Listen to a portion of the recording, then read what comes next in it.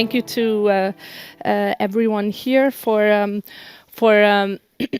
drawing up this excellent event. And we start 2 minutes ahead of time, this panel. I think that's impressive. Welcome to our panelists, and indeed welcome to this first panel named Europe Rearmed, Ukraine and the Future of Security. That's Rearming Europe. That's the title of our panel, but it's also the title of the European Commission's latest and most ambitious to date defense strategy, launched just some months ago in March. And today, as we have already discussed at this point, Brussels and indeed the whole of Europe is talking about rearmament, not as a taboo, but as a necessity, as we heard the minister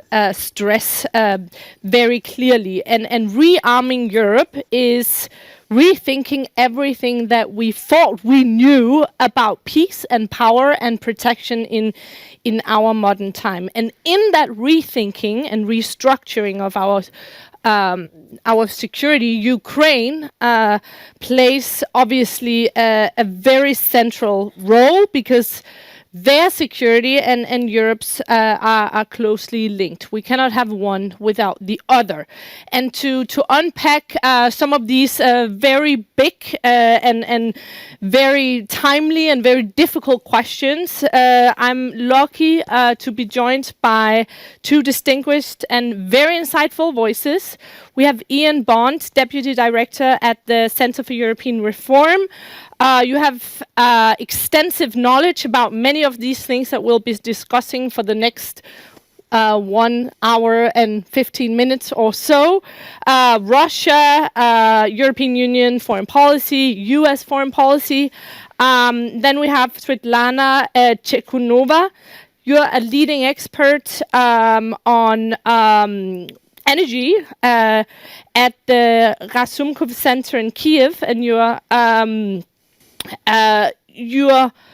research or focus connects two very vital front lines: energy security and national defense. And we'll hear you talk more about why protecting Ukraine's critical infrastructure now and in some post-war future must be part of any credible security strategy, also very much for Europe and Ukraine, of course. Nissen, I got a very nice introduction by Cecilia, so I'll not go much more into that.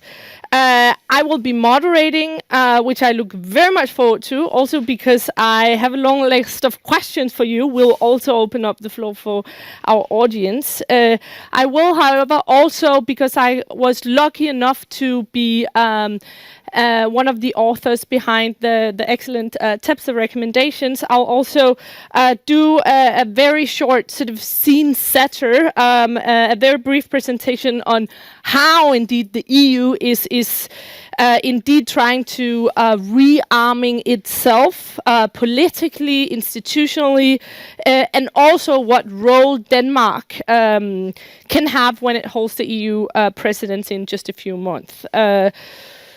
So I'll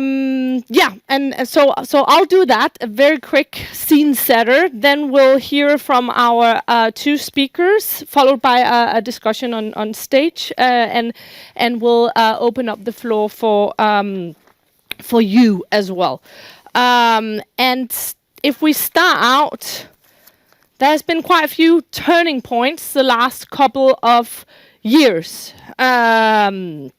That has very much shaken the foundation of Europe's security architecture. There are many, but at least two very sort of general constants that can no longer be taken for granted. One of them is peace on the European continent, the absence of territorial war in Europe. We once saw that as a constant, as permanent, this absence of territorial war. That constant is now gone. with Putin's full-scale invasion of Ukraine a little over 3 years ago, and of course the turning point, as just mentioned by our Ukrainian speaker, was already beginning in 2014. Then our sort of world as we know it started to look different. Conventional war is back on our continent. And then the other constant that has been the foundation of the European security architecture for all of our modern time is the American security guarantee. Once a very bedrock of European defense, now deeply uncertain. That underlined my point. The return of Trump has also sort of very much sharpened, a trend that we have also seen for some years, right? America is stepping back. So, in other words, Europe's security order is not just under pressure, it's being rewritten these years. After the end of the Cold War, Europe took a bet that now seems to have failed. And that's a problem for obvious reasons, but also it's a problem for how we think about the solutions to address the situation we are now in. Because if we take a very sort of big picture historical view, we made this grand strategic bet when the Cold War ended,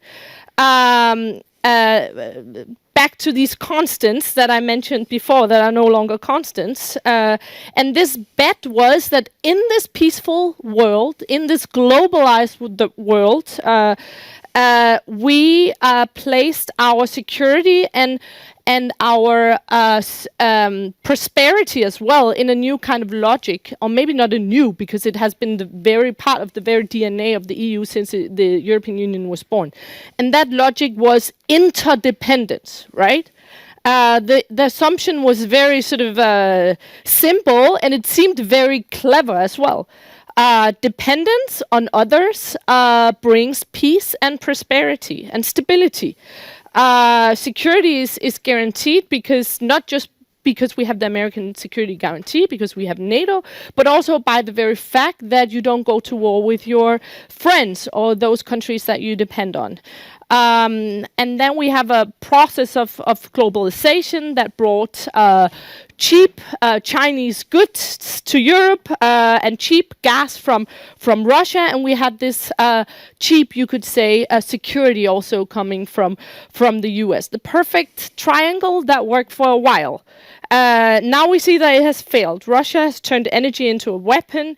China has become a strategic competitor, and the American umbrella is no longer a guarantee, to say the least. So what was once our strength, this deep web of interdependencies on others, friends and foes, is now very much a vulnerability. So what's the plan from Europe side to face this problem? What do we do now? And as Einstein has famously said, you cannot solve a problem with the same thinking that created it. And that's precisely the challenge that we're facing right now, because these crises that are confronting Europe today, from energy to security to technology, are not just technical, they're also very much existential. And existential crisis demands existential change. And we are seeing that Europe is trying to sort of move into a new look on the world, where you moving away from dependence towards independence. And where you are moving away from free trade into a new kind of strategic protectionism, even sort of a Europe first mindset that is becoming popular in Brussels right now. And we're also moving away from soft power to investing in hard power. But this is not just a change in policy that you do from one day to the next. It's also very much a change in worldview. It requires some big shifts, and it's very much will be messy and contested, and definitely easier said than done. I think that a very good sort of example where this kind of move towards independence is the area of security and defense, which we're talking about in this panel today. Here we have sort of this term of strategic autonomy that has gone from abstract and also very much contested to now becoming policy.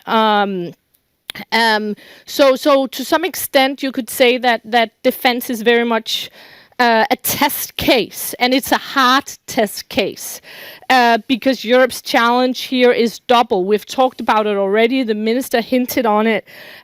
It's also very much existential, as we have already discussed, but it's also industrial, right? Because during years of peacetime, we very much scaled down on our investment spending on defense dramatically. And when we did invest, we did it outside Europe in US systems or global supply chains. And the result is that we now have this mismatch between what European countries need and what the European defense industry is able to produce. And to that end, the EU is actually trying to change this around and have introduced a series of new instruments with this dual focus that it's both sort of building European security in the long term, but also very much have a focus, a short-term focus, so to speak, on Ukraine and helping out Ukraine, because that was very much also showcasing this trend that was already very much existent, that we did not have the capabilities and we did not have the means to produce them, but sending off a lot of those capabilities that we had to Ukraine exposed it even further. So there has come out a lot of new strategies and instruments in the last couple of years from the European Commission and the EU system as such. We have a European Defence Industrial Strategy followed by a program that is likely to be negotiated during the Danish presidency, where the idea is very much also to co-fund common defense projects in Europe. And then we've also seen some smaller EU regulations already, which has already been implemented, ASAP and EUROPA, to scale up production and also intensivize joint procurement across member states. So those are already there. And then most recently we have had the white paper, this idea of rearming Europe that the minister also talked about before 2030, and even a loan, the safe loan has been introduced as a further way to intensivize joint procurement for member states. So we have the toolkit there, still very much under construction, but far more ambitious than what we have seen before. And then I'll end soon, but say two small things about Denmark, because even though we haven't had the Danish sort of official presidency priorities being announced yet, there's no doubt that those issues that we're discussing today, we could also hear the speech prepared by the minister. European defense and security and also Ukraine is very much going to be on the top of that list of the Danish presidency's priorities. And I think that there are several of things that stand out in terms of how Denmark may move forward this agenda,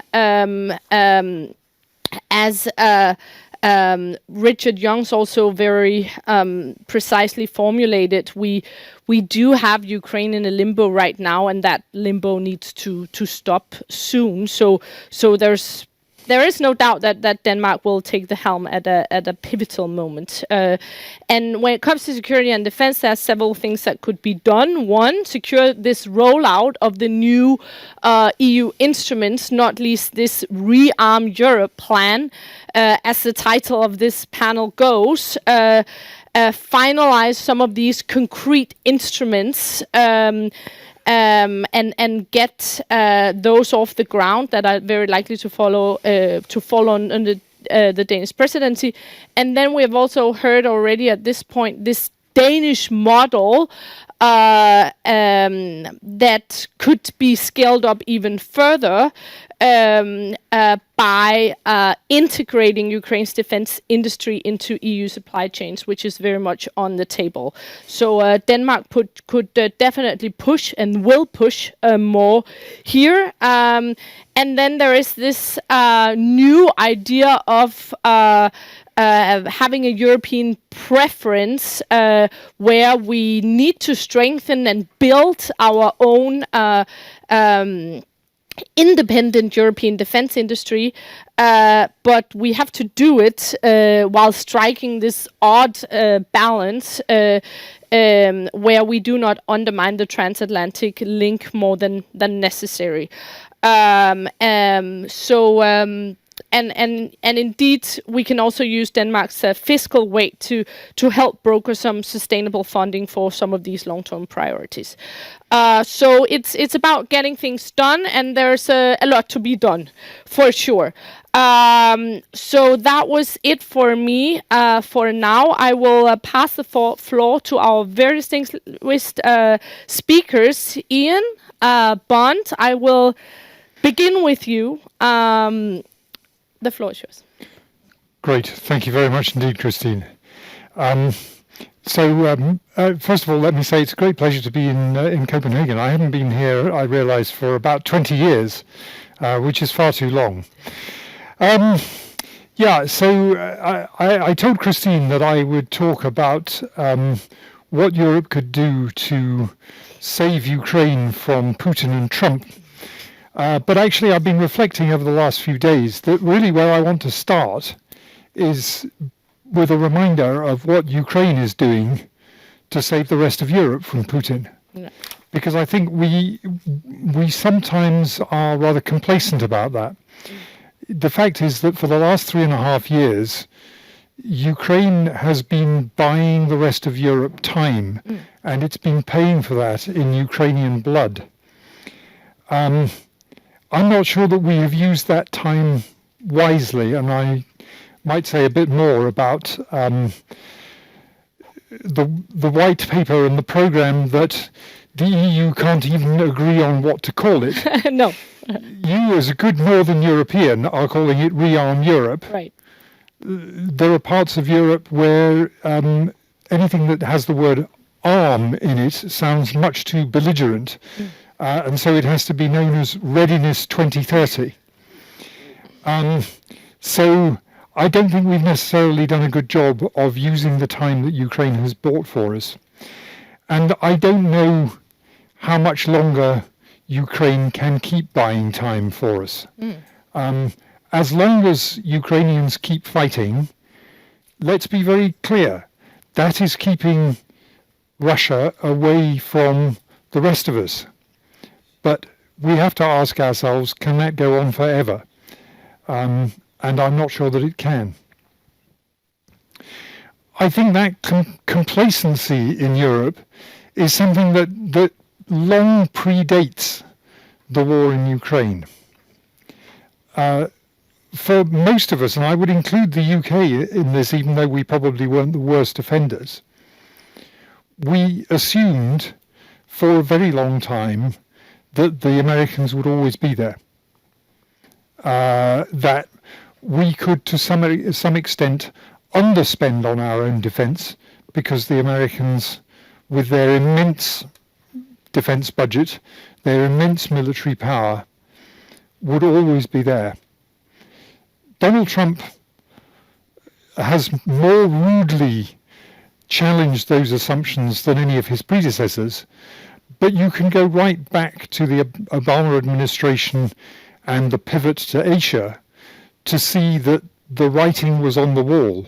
It just wasn't painted in 6-foot-high letters, accompanied with bad language and violence.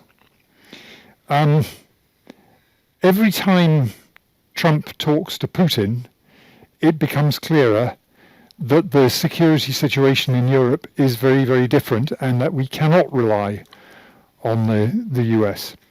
We've got about a month to go to the NATO summit in The Hague, and I suspect that the overwhelming feeling in most prime ministers' offices around Europe is, oh God, what is he going to say this time?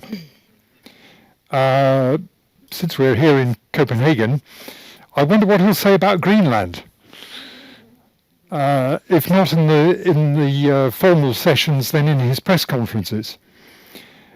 What will he say about the future of US forces in Europe? I can see that Christy Reich is here in the audience. I know that the US ambassador to NATO was at the Lennart Meri conference last weekend, and that he said that the US intended to withdraw troops from Europe, that it would be an orderly process, but according to the quote that I saw, we are not going to have any more patience for foot dragging in this situation.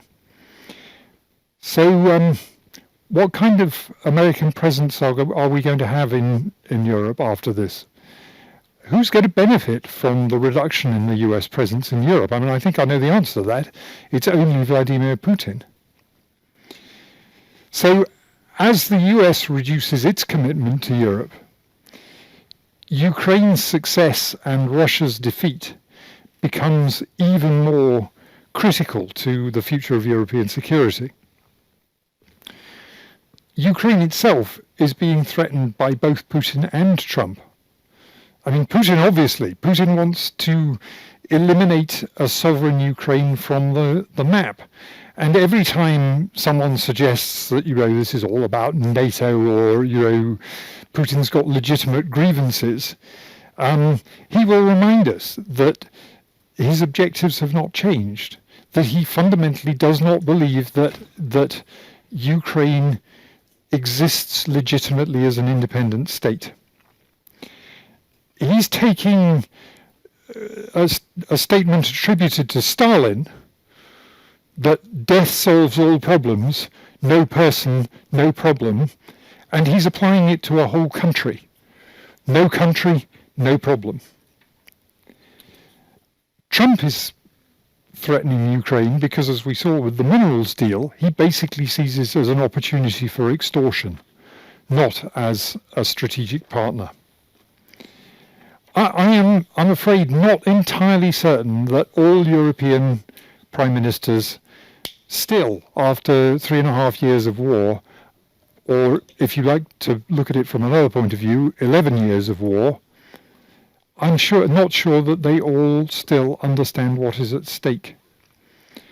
I'm not sure that they all grasp that Putin's objectives territorially may be limited to Ukraine, although I don't think they are. I think they go beyond that. But that in terms of European security, his aims were set out in the two documents that the Russian side gave to the Americans late in 2021, calling for the rollback of NATO to its pre-1997 borders. In other words, before the first post-Cold War enlargement of NATO, and the removal of NATO forces from Central and Northern Europe. The logic of Putin's approach is that one way or another you have to control the destiny of neighbouring countries. So my favourite George Kennan quote, which goes back to, I suppose, the late 40s or early 1950s, was the jealous eye of the Kremlin, when it looks beyond its walls, can only see vassals or enemies, and countries that do not want to be one must reconcile themselves to being the other. That is as true under Vladimir Putin as it was under Joseph Stalin. So it's vital that Ukraine saves, that Europe saves Ukraine, Ukraine having saved Europe for the last 3.5 years. What does that mean in concrete terms? First, it definitely means an increase in defence production and defence efforts. I mean, it's not just about producing more weapons, it's about being able to use them in a context where you may not be able to rely on the US to provide a command structure, to provide the enablers that we have come to rely on for the last 80 years. We've already heard the Danish model mentioned a couple of times. I mean, I think this is something that Europeans have to think about much, much more seriously. We have discovered that Ukraine innovates extremely effectively, that it has an excellent feedback loop that takes the lessons learned on the battlefield and takes them back into industry very quickly. And that it can produce things more quickly and more cheaply than anybody else in Europe. It is beyond all logic that we are not taking up the spare capacity that still exists in the Ukrainian defense industrial sector to increase production both for Ukraine and for the rest of us. European defence manufacturers themselves need to learn the lessons of the way that war is being waged in Ukraine. I'm not sure we're there yet. You know, and that's partly the fault of governments and it's partly the fault of industry. But if I look at the UK, we're still thinking in terms of being able to procure small numbers of exquisite pieces of equipment rather than very large quantities of equipment that is going to be expended very quickly in a battle. I think we need to work on that. The second thing that I think we need to do to help save Ukraine is to be willing to deploy European forces in circumstances in which they may directly confront Russia. I don't think that leads inevitably to World War III. What we have seen over the years is that actually Putin is quite I mean, he is a risk taker in some ways, but he's a cautious risk taker. He's not a mad gambler. He is the poker player who calculates what are the risks of putting all of his chips forward and, you know, how much can he afford to lose. We saw that in Syria. We saw it to some extent in 2015 when Turkey shot down a Russian fighter. That Putin's reaction was actually very, very modest. And I think one area where Europeans can really help is with air defense, which is an area where Ukraine is increasingly stressed. There are a lot of air defense aircraft in various parts of Europe that could actually be used, that could be based in NATO territory, but could be used to help keep at least the western part of Ukraine as a much, much harder target for Russian missiles. The third thing I think we need to do is to help Ukraine stand on its feet and prepare to be a stable and prosperous country once the fighting stops. That means providing a credible security guarantee so that Putin is not tempted to keep testing things out or simply destabilizing the country by, you know, occasionally lobbing a missile over the border. Ukraine's going to need a lot of investment, foreign investment in particular. And foreign investors will not come to a place where they think their factories are going to have a cruise missile coming through the skylight anytime. We also have a great opportunity to help Ukraine to invest. We in Europe are sitting on the vast majority of the 300 billion euros of Central Bank of Russia assets that were immobilized at the start of the war. We are still arguing about whether we should hand those assets over to Ukraine, whether, you know, if we do that, it will destabilize the euro as a reserve currency. No, it won't. The point about reserve currencies is there aren't very many of them. there aren't very many choices for countries that have to hold their reserves somewhere. And, given the choice between keeping your money in euros, provided that you're not actually intending to invade your neighbours, keeping your money in euros versus keeping them in, I don't know, Nigerian kwacha, I think it's pretty clear that the euro is going to remain a reserve currency regardless of what we do to Russian central bank assets. And I think the final point I'll say is it means accelerating the process of integration of Ukraine into the EU. Now, the membership process moves forward at its own pace. I understand that. And I understand that it requires unanimity for everything. And at the moment, every step forward is being vetoed by Hungary. But I think we have to start thinking about more inventive ways in which you can integrate step by step. So if I think about the Franco-German expert joint report that was published a few years ago about the kind of concentric circle model for a future Europe, I think we have to look again at, is it possible to find ways that a country like Ukraine can be given some of the privileges of membership without being a member? I know that when it comes to the UK, the EU likes to say cherry picking is impossible. The single market is one thing. We all know that isn't true. The EU picks cherries all the time. So fine, don't allow the UK to pick cherries.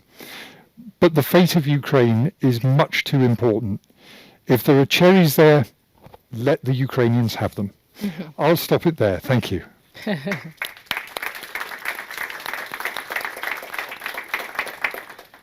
Thank you so much, Ian. I'm glad that you did give a prescription of how Europe can indeed also help saving Ukraine. And I took many notes. I wrote down at least 3 points.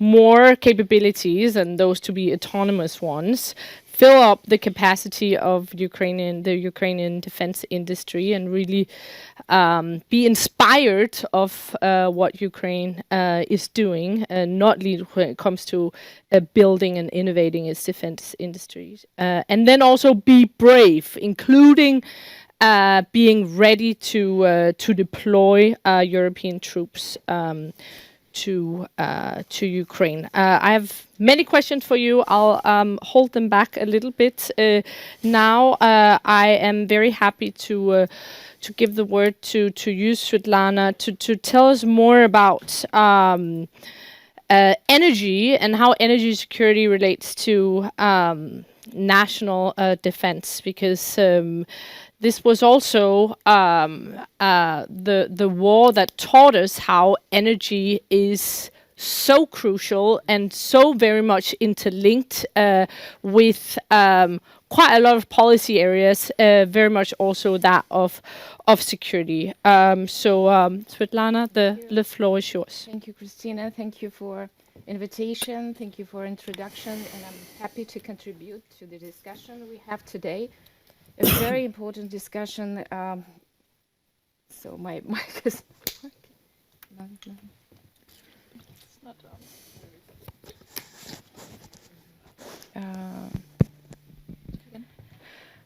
on. So, yeah. Yeah, it's good. Yeah. So, indeed, energy systems are an asset to the national security, and the defense and energy sectors are interconnected, and it is of priority to make energy sector more protected and more resilient. And that's what we've learned during the wartime.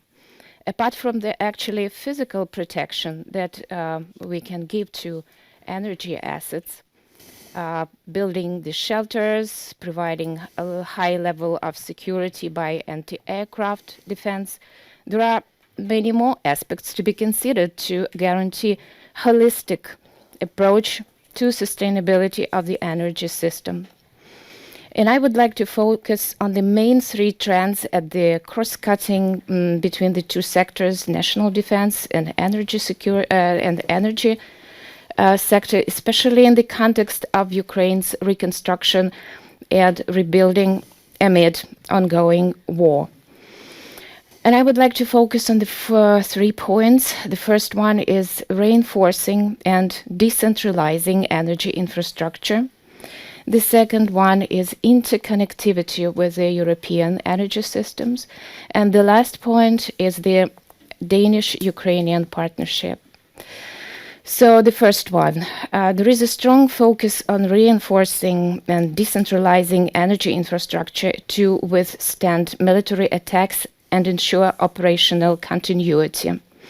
The kinetic attacks have been there since 2022, and they have continued throughout 2023, 4, and 5, disrupting the energy supply systems, also water supply systems, sometimes even resulting in the blackouts or power outages across the country. So Ukraine needs to expand its distributed power generation. We also call it a decentralization in order to make less vulnerable. And this approach allows to electricity production and transmission that relies on numerous small local energy facilities across the country. This could be cogeneration facilities, gas-fired power generators, renewable energy facilities. And that's, I have to emphasize the importance of the renewable energy sources, because renewables not only enhance the energy autonomy, but also reduce the reliance on the imported fossil fuels, many of which are linked to geopolitical risks. Ukraine has been investing a lot in the solar, wind, bioenergy projects and that are community-based and less vulnerable to centralized failure. This is something that Ukraine will rely on when there will be there will be more reconstruction, because the reconstruction is already underway. But this is important for the future challenges. And Ukraine has been committed to the green agenda and has been trying to do a lot in order to introduce more renewable energy sources and make economy more green and resilient. The alignment of Ukraine's energy policy with the Renewable Energy Directive marks a significant milestone in its legislative harmonization with the European Union acquis. This includes the gradual replacement of the feed-in tariff with market-based instruments such as net billing, guarantees of origin, the integration, the concept of the active consumer into the national energy legislation reflects a shift to more participatory and decentralized energy market model. We have also a greatly harmonized legislative framework on the energy efficiency. And there is a law being enacted recently on the energy efficiency, and it means that we have a good basis for economic, institutional, and legal basis for the energy performance in the production, transportation, distribution, and supply. And the introduction of the principle of energy efficiency first in public decision making makes it a good point in developing in the energy infrastructure projects of the future. It is also important to emphasize the cybersecurity as a crucial element of protection, and also a component in countering the Russia's aggression. And investments are essential here to enhance Ukraine's capacity to respond and recover from Russian cyber attacks, particularly those targeting the infrastructure operators. We all remember the sandworm attack that happened in 2022, and inflicting a loss to power system, to defense system, and also to the telecommunications. The second trend or aspect I have mentioned is integrating energy systems with those of European Union. Despite the war, the energy system in Ukraine continues to work with the European continent grid (ENTSO-E). This is European Network of Transmission System Operators for Electricity. And it was that night when the war broke out, or when the electricity grids of Ukraine and also Moldova were successfully synchronized with the European power system operated by ENTSO-E.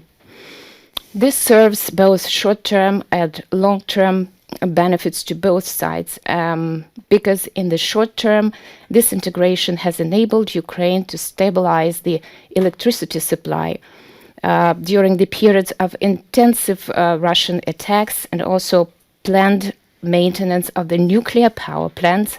As you know, Ukraine relies on nuclear energy most of all. It has also facilitated a substantial electricity supports from Ukraine to the neighborhood countries, generating in critical revenues to Ukrainian economy. And I would like to also emphasize the Danish-Ukrainian partnership.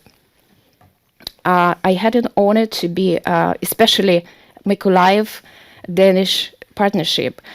I was honored to be a part of the team providing technical advice to the Danish Ministry of Foreign Affairs on making the strategic master plan for Mykolaiv. This is a city in the southern Ukraine.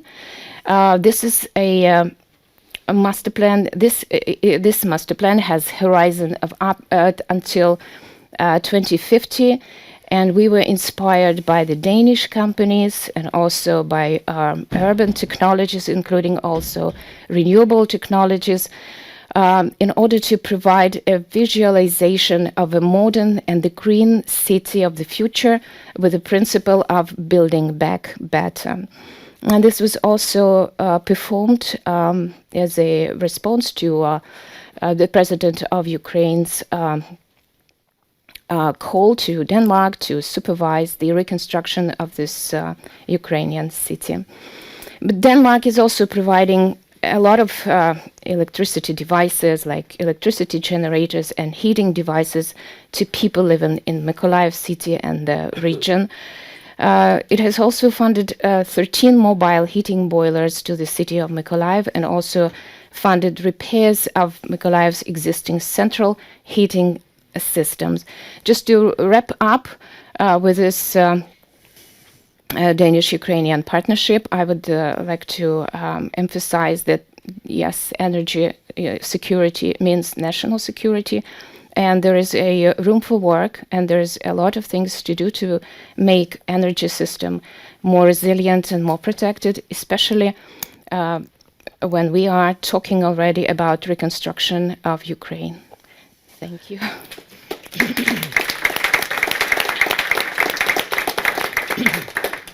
Thank you so much, Svitlana. And that's the thing which makes our security situation so complex right now, because yes, Putin has brought back conventional war to Europe, something that we thought belonged to the history book, that is now back. But the war, our security situation, is also very much characterized by all these unconventional threats that you mentioned, energy, infrastructure attacks, cyber attacks, hybrid attacks. So these are the unconventional threats are as present as ever, as your remarks reminded me. Thank you so much, Svitlana, and thank you both. In a minute, we'll open up for questions from the audience. I know we have a lot of expertise in the room, but before we do that, I'll as I promised, abuse my moderator privileges just a bit and ask you some questions of my own. And the best questions are probably the ones that you can answer yourself, right? And a very sort of basic one, and one which I sadly find very hard to answer these days and weeks and months, is what a realistic best case scenario would be for ending the war in Ukraine. What would that look like in short terms, and also perhaps in the medium term? And also, what concrete role should Europe and the EU be playing in such a best case scenario? What concrete role can Europe and the EU be playing in fostering such a best case scenario? I'd actually like both of you to give your comments on that question, if you'd like. Ian? So I'm going to do something which is probably unforgivable, which is to challenge the premise of the question. Yes, you are absolutely allowed to do that. Which is that the war is likely to end at some foreseeable point. I mean, this war started because Putin chose to start it. It will end because Putin chooses to end it. Peace talks are, I'm afraid, a distraction, and to the extent that they distract us from doing things to strengthen Ukraine, they're a dangerous distraction.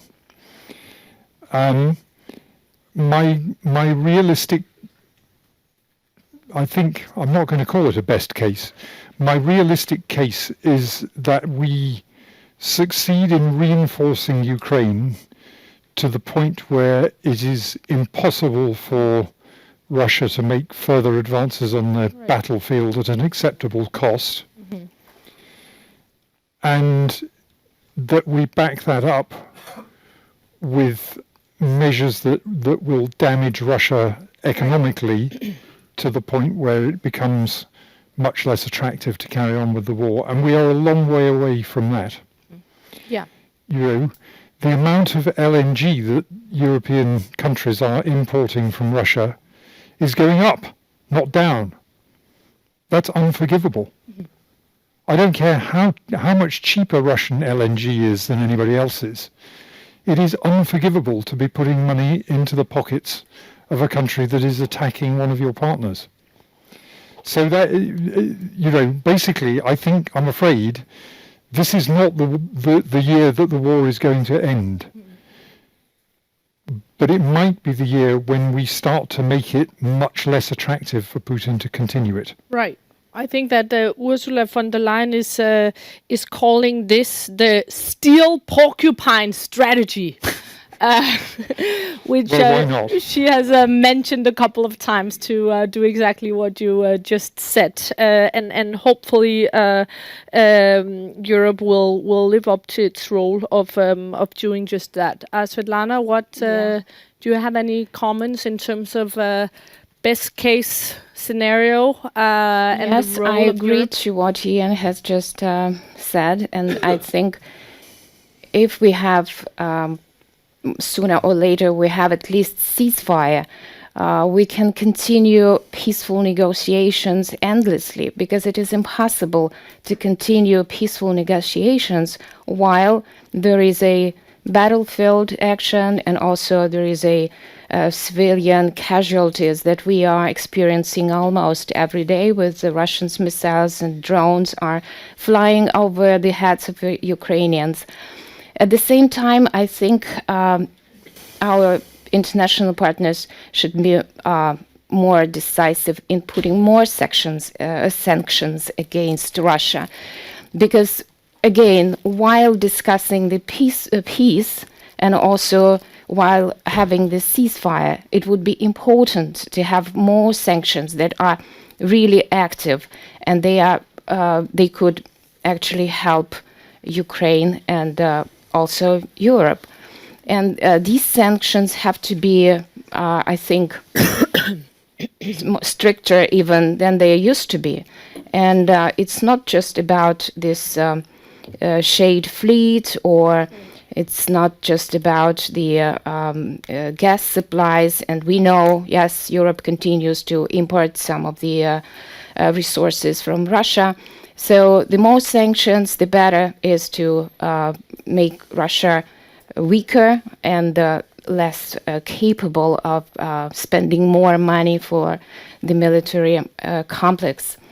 Also, I think all those initiatives, for example, Repower EU, when Europe was supposed to refuse Russian gas, all of the Russian gas, this is also something to focus on and continue. Because, for example, Ukraine has now, as you know, stopped the gas supplies through gas transportation system of Ukraine. And that was very hard also step, because it was bringing revenues to Ukrainian economy. But that was really a step, because it is impossible to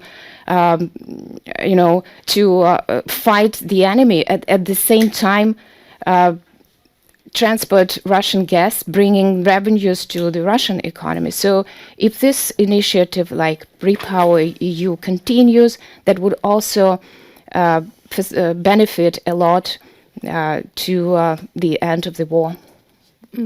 Yeah, no, that makes a lot of sense. And hopefully also now we just got our Danish Commissioner for Energy, Dan Jørgensen, who presented his long-awaited roadmap towards ending all Russian gas just recently. And what I found to be particularly interesting there was exactly to actually take, I don't know how they're going to do it, but take a step away from these non-permanent measures that a sanction is, and making it into permanent legislation. So, and he promised it will come soon. So let's see whether this will change something. Just one follow-up question, and also relating back to sort of the role that Europe and the role that the EU and the EU member states should be playing. I really liked your comment before, Ian, that your sort of end comment that Ukraine should have the cherries, right?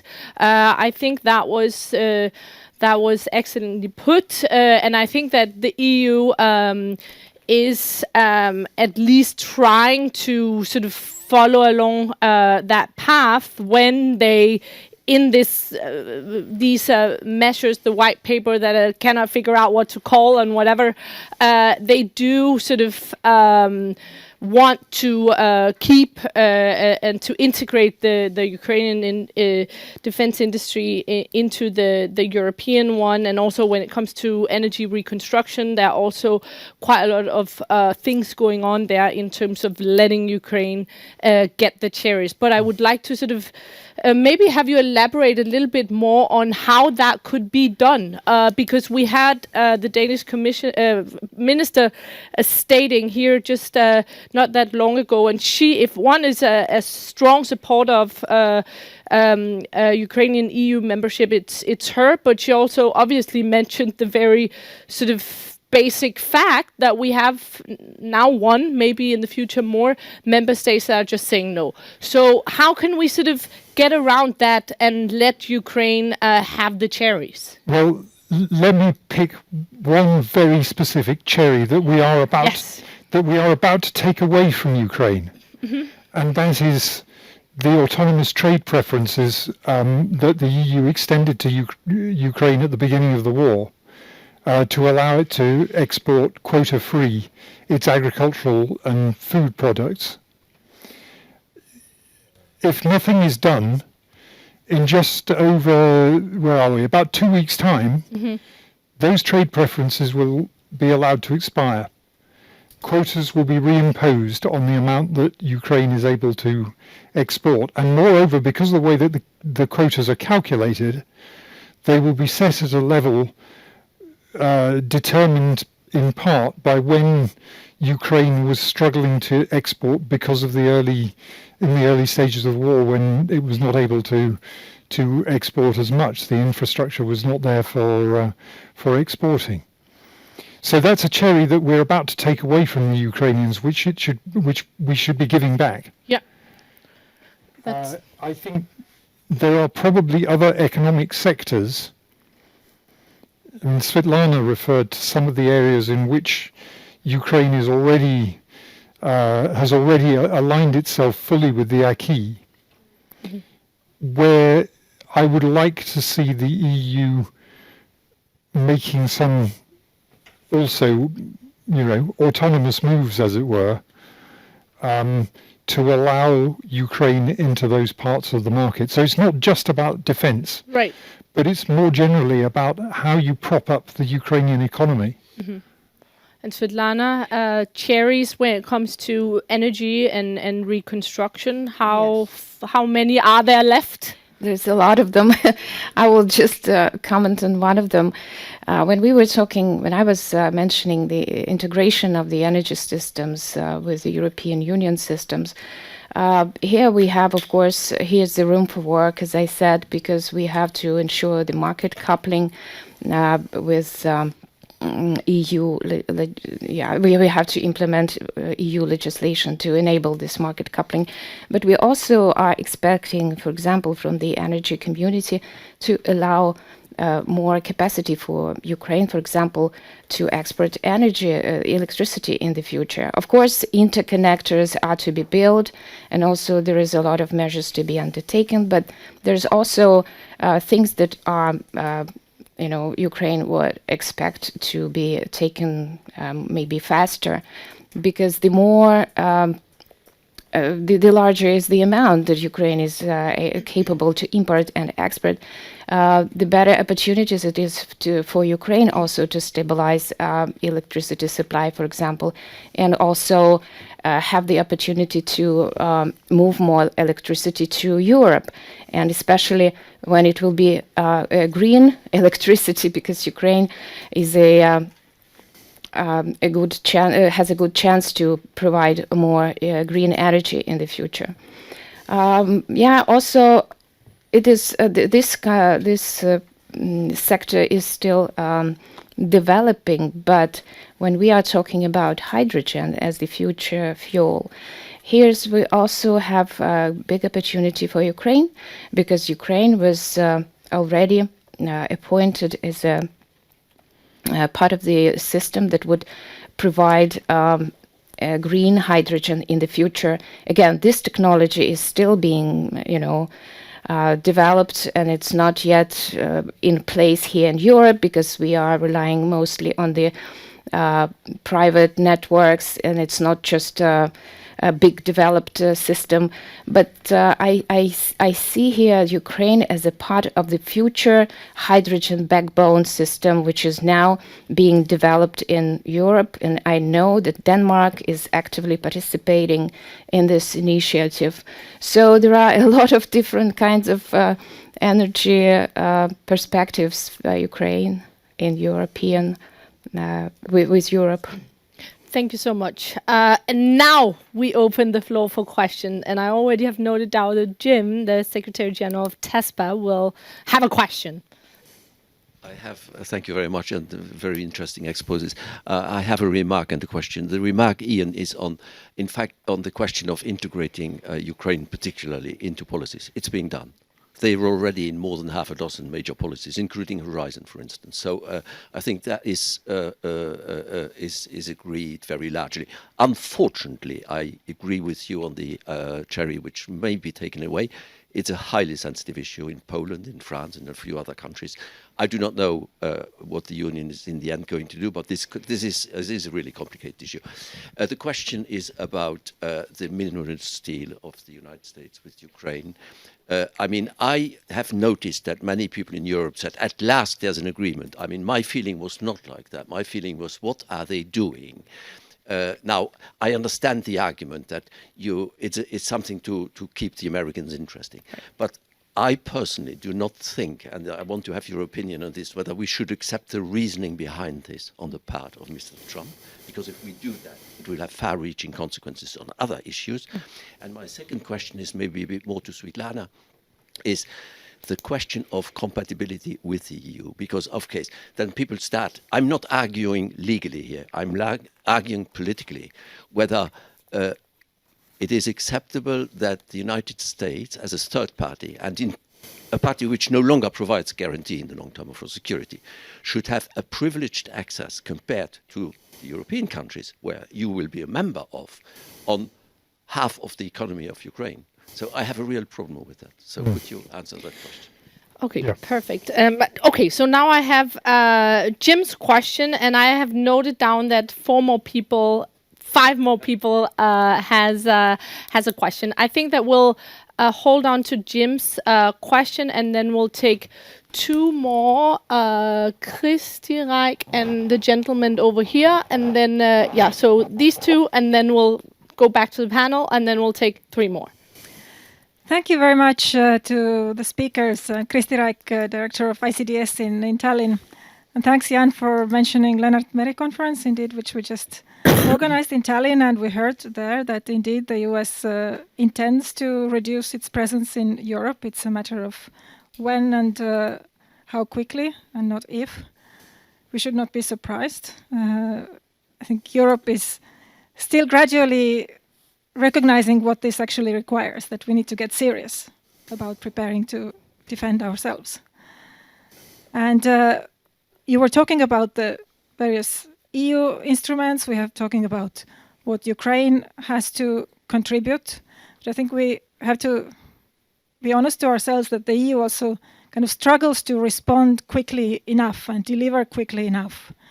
Just think of the Draghi report, which points out the various challenges. And my question is, in this situation where the EU struggles to deliver, of course it has an important role to play, but it cannot deliver quickly enough on everything that needs to be done. We see coalitions of the willing emerging, and we see groupings of countries which then are able and willing to move faster.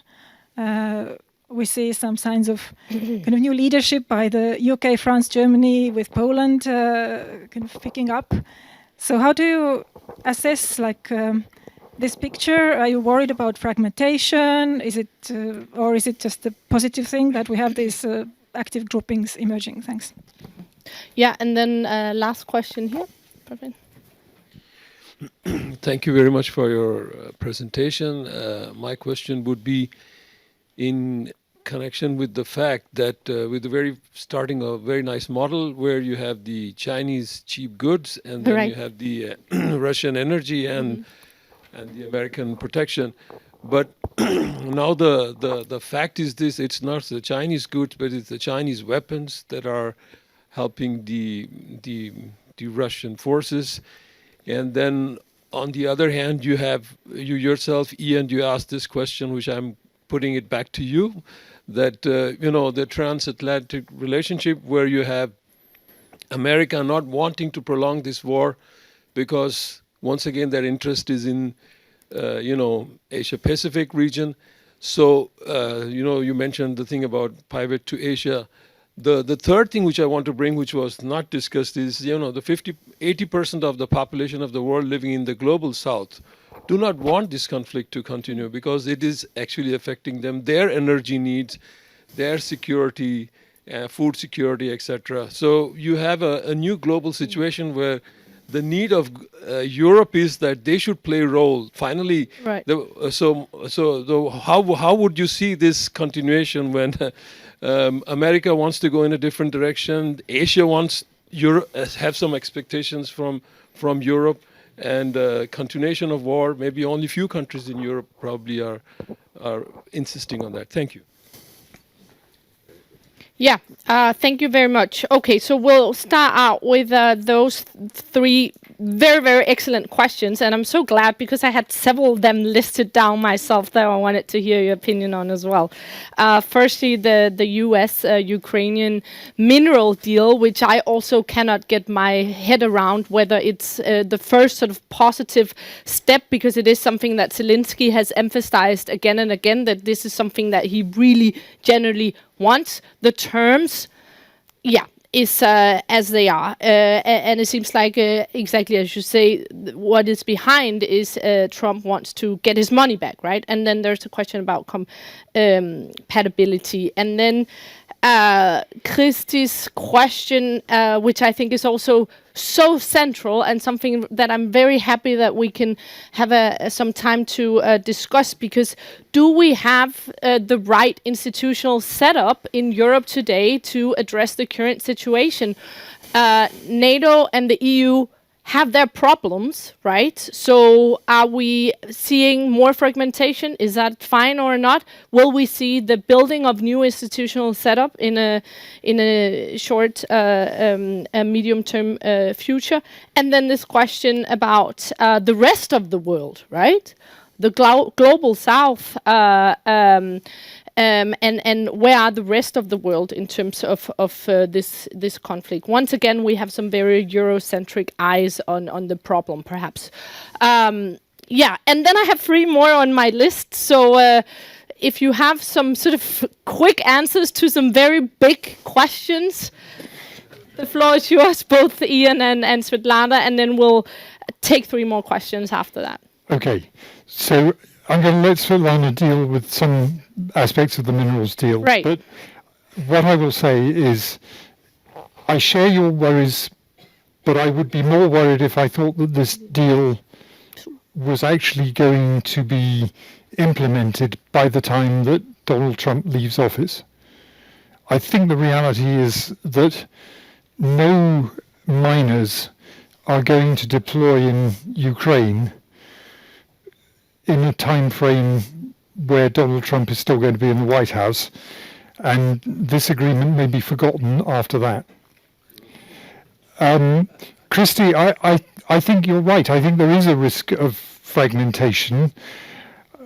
I mean, if I'm looking specifically at the UK's role in European defence procurement and European defence efforts, then I think that the security and defence partnership that was agreed at the EU-UK summit on Monday is a small step in the right direction, but it's not a complete answer to that problem.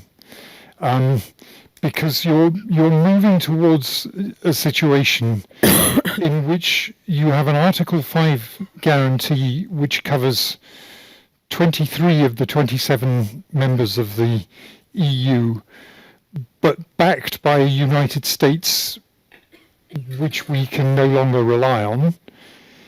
And you have an Article 42.7 guarantee covering those 23 plus the remaining 4 members of the EU, but not covering a significant number of major European countries, including the UK and Turkey and Norway, and with no command structure or history of exercising to be able to give any reality to the guarantee that is written down on paper, which after all is the firmest guarantee there is.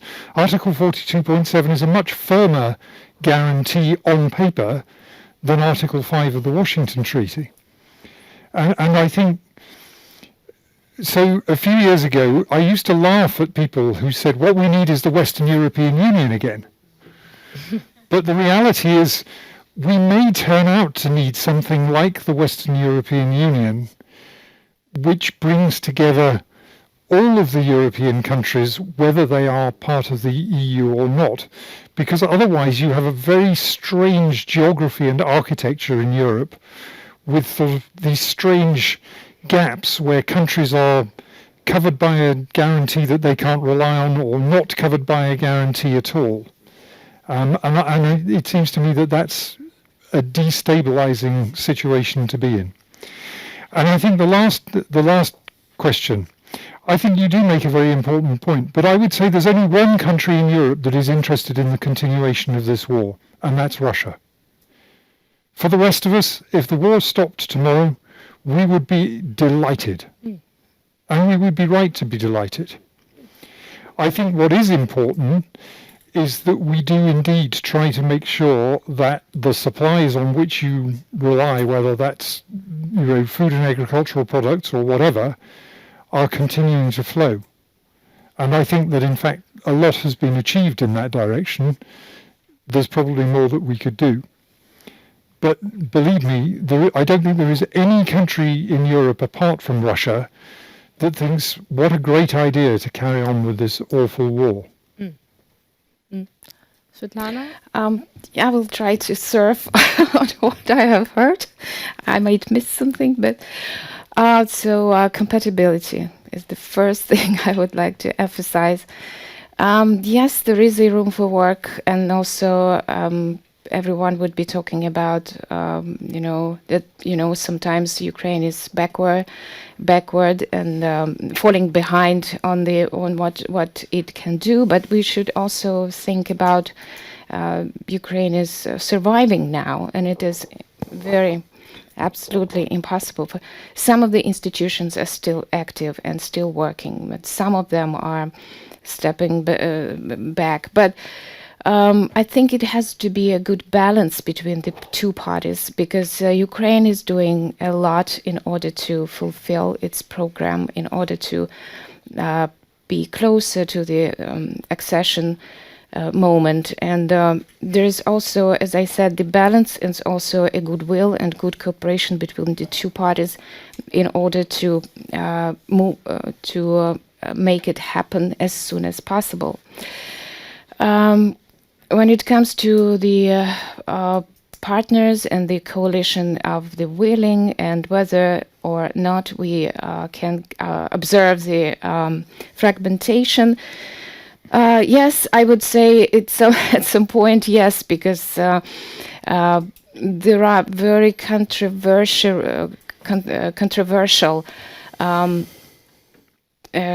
arguments that we are listening from the European leaders, and they are changing their mind very quickly. So I think if their standpoint would be solid and very straightforward, and they do not change their mind every single day or every single week, that would give much better ground to believe that the coalition of the willing will actually produce some tangible results. Speaking about the mineral agreement, I haven't seen it yet because it is sort of classified. But from my perspective, any kind of economic cooperation is much better than the battlefield and the armaments and everything. Although, again, Ukraine has to be armed and has to be secure, and the more military assets, the better. But at the same time, we don't know when it is possible to actually perform re-evaluation of what reserves Ukraine has, because all these geological, reconnaissance, it has been done a long time ago. So it's time to revisit these issues and to try to investigate how much really, what kind of earth rare reserves we have. But as I said, it's much better to start this economic cooperation, even if it is implemented 10 years later. But it's good to start it now and focus better on this kind of peaceful cooperation, economic cooperation, rather than war. Thank you so much. And now we have a difficult task, because we have 4 minutes left and 3 remarks from the audience. So we'll take the 3 remarks, and then we'll have some super quick answers that will also be sort of a concluding remark from our speakers. Okay, so we have one here. I'll be very quick. Ian mentioned Greenland, and as we're in Denmark, I want to pose the question to you, Christine. What's the situation, and how much economic pressure is there on Denmark, also from the US side? And do you feel enough European solidarity on that front? Okay, yeah. The second question, on your slide, you had the European Commission in a key role on the defense build-up. And true, a lot going on, but I'm wondering if those mechanisms that have been decided and approved can actually make a real difference for those countries who are not in a situation to invest in defense because of their fiscal situation. Does a EU-wide borrowing program like SAFE or the exceptions from the fiscal rules really help countries that cannot invest in defense?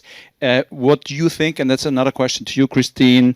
I mean, we do have the European stability mechanism for the financial crisis. Why not use a European defense mechanism, a sort of intergovernmental setup in that respect? Thank you. Okay. Yes, and we'll take the rest of the you, and then I think I had one more listed down here. Yeah. Mariam Khotanashvili, I'm the executive director of Trans-European Policy Studies Association. I couldn't agree more to everything that Ian has said, and I do think that blaming NATO for what's happening in Ukraine is absolutely unacceptable, and I find it very surprising that anyone in Europe would still in one way or another blame NATO for what's happening. Now, talking about NATO and talking about removing the cherries, the recent NATO annual report no longer mentions Ukraine's future in NATO. And I wonder, how would you assess that, Ian? Like, should we be worried? And what are alternative security guarantees that we may foresee for Ukraine? And then we're talking a lot, there's this kind of prevalent narrative now in Europe that we can't defend ourselves. And I wonder, if I fully sign up to that, because isn't it that we are sometimes not really willing enough to defend ourselves? Is this really about our capabilities, or is more about the political will? And I think personally that the cheapest way and the easiest way Europe could defend itself is arming Ukraine, which, is not happening exactly at the pace that would be necessary for Europe to emerge secure from this war. And then going forward, we talk now a lot about rearmament, and rightly so, because it's absolutely necessary. But is that sufficient for providing security to Europe if the kind of political will is lacking to put some weight behind arms? Thank you. And then one last very, very quick question.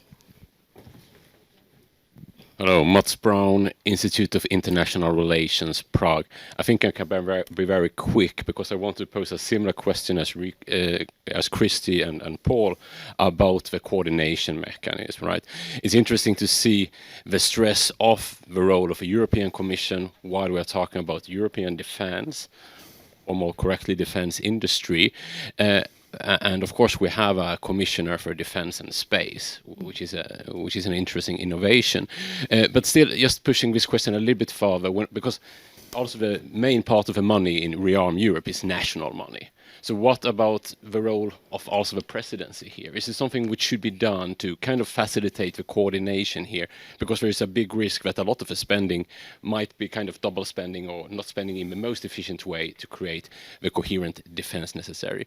And then just one more brief question on the bi-European principle of SAFE and other instruments, and linking to what was said here about turning from interdependence to independence, right, which might be kind of dangerous when we take into consideration that the EU's organization is based on the principle of interdependence.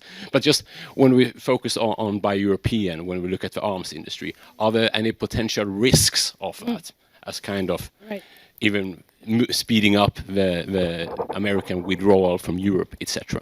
Thank you. Thank you so much. I love how we have a very engaged audience, and maybe you also excuse us for taking up 3 minutes of your coffee break, because now we'll have Ian give a super quick 60-second pitch, which also answer all these questions and give a concluding remark from your side. Then Svitlana, and then I'll also answer in 60 seconds on Greenland, role of the EU Commission, and so on. Ian? Right. Paul, yes, there is a problem that all of the instruments that the EU is offering for funding additional defence spending are going to be problematic for countries that are already running large fiscal deficits.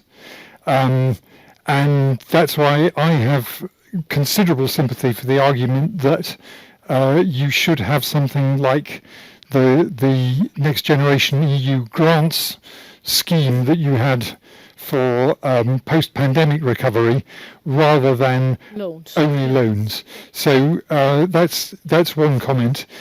Should we be worried about the absence of NATO of Ukraine from the latest NATO report and from discussions, as I understand it, on the summit declaration? Yes, we absolutely should be worried, but I think it is an inevitable consequence of the position that the US is taking, and you see the same reflected in the G7 negotiations, where apparently the US does not want to refer to Russian aggression, does not want to refer to continued support for Ukraine. And when Rubio was being questioned by the House Foreign Affairs Committee, I think it was a few days ago, he refused to say that Putin was responsible for war crimes. So yes, we should worry about that. Is EU rearmament enough? No, not on its own. I think the key question is going to be, Kubilius is very keen that there should be a close connection between NATO's defence planning process and the priorities of EU defence spending. How that is articulated, I think, is at the moment still quite hard to see. Not least because NATO is still having to kind of pass unclassified versions of its plans to the EU because of the Turkey-Cyprus standoff. So until we can resolve some of those interinstitutional problems, I think trying to keep that good connection is going to be quite hard. Thank you, Ian. And a very brief concluding remark. I know it's hard. Otherwise, we'll NATO. continue in I know there have been a lot of discussions about NATO prospects for Ukraine at the beginning, and then these kind of these kind of discussions were more and more quiet. And then was also an interesting discussion of giving Ukraine a status similar to Israel has, a country which is not a NATO member, but also has a lot of strategic preferences. I don't know, but of course, it's the more opportunities for Ukraine, the better. But let's just leave it to our politicians. And I just would make a very the brief introduction to what Christina would answer, because when we are talking about Greenland, it reminds me of Crimea. So if by no means it happens, that would mean that everyone is allowed to do whatever he wants. So thank you. Thank you so much, and thank you for that introduction. Exactly as you say, it's the same wording that Putin and China are using. We need it for national security reasons, and now we have to deal with that. It's definitely the biggest foreign policy crisis in our modern time that we, a very, very tiny country, are now facing. And it's dual problematic for Denmark because the US is and has been our most important allies. Many countries feel that, but this is definitely also felt in Denmark. It also underlines how we misread Trump and the Trump administration's goals. When it comes to foreign policy, it wasn't about doing less. Actually, Trump, it seems, have an extremely activist approach where he's literally wanting to make America great again. I think the only positive thing to say about that is how sort of Denmark have managed to engage and be supported by European allies in this question. And I also very much agree with what has been said about the Commission's role in rearmament. If you compare some of the leaks of the white paper with what was actually published, you see that's quite interesting exercise, and you see how the Commission's role is sort of being down framed, and it's very much up to the member states. Many of these measures, it's also very much the member states' own money, right? The loans and the fiscal spending. Loft. So it's up to the member states. It's a matter of political will, and yeah. Now we have to end. But the good thing is all of these discussions are to be continued in many of the panels later today, tomorrow, where we talk about enlargement, global south, the role of China, the role of the US, maritime security. So thank you so much for such an engaging conversation.